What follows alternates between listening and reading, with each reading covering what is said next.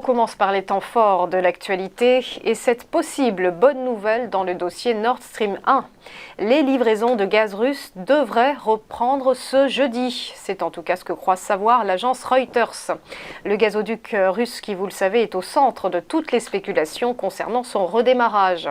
Le risque de coupure paraît donc pour l'heure éloigné, mais les opérations de maintenance annuelles sont à présent terminées et Nord Stream 1 devrait reprendre du service dans la foulée, mais à un niveau inférieur à sa capacité de 160 millions de mètres cubes par jour, toujours selon Reuters. Le gazoduc, qui représente plus d'un tiers des exportations de gaz naturel russe vers l'Union européenne, est à l'arrêt depuis le 11 juillet. Reste à savoir si Moscou va bel et bien reprendre le transport de gaz naturel vers l'Europe et, si c'est le cas, sous quelles conditions. On reste dans le gaz et ce méga contrat signé entre Sonatrach, Eni, Occidental et Total. 4 milliards de dollars de partage de production entre les 4 groupes algériens, italiens, américains et français.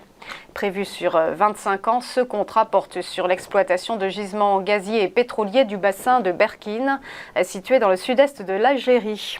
Il s'agit d'une annonce faite lors de la visite de Mario Draghi à Alger. Le chef du gouvernement italien, dépendant à 45% du gaz russe, venu chercher auprès du président Tebboune une solution pour accroître son approvisionnement en gaz et en pétrole.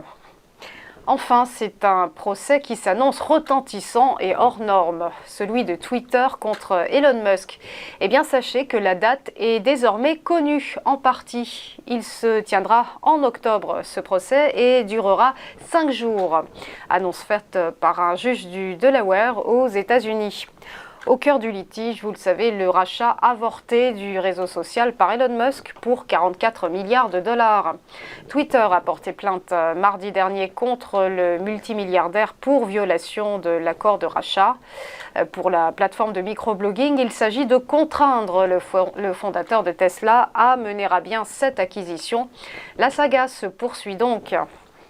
On passe au point bourse, le rappel de la clôture des marchés financiers hier.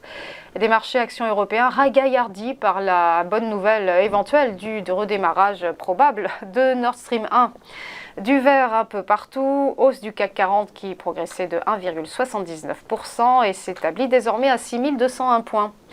À la bourse de Francfort, le DAX, on va y revenir, a littéralement explosé. Il prenait 2,69% et pointait à 13 308 points. Rebond aussi pour le FTSE britannique, mais plus modéré, plus 1,01%. Quant à l'indice italien du MIB, il engrangeait 2,49%. Du côté de Wall Street, clôture en mode positif également, dans le sillage des résultats d'entreprise.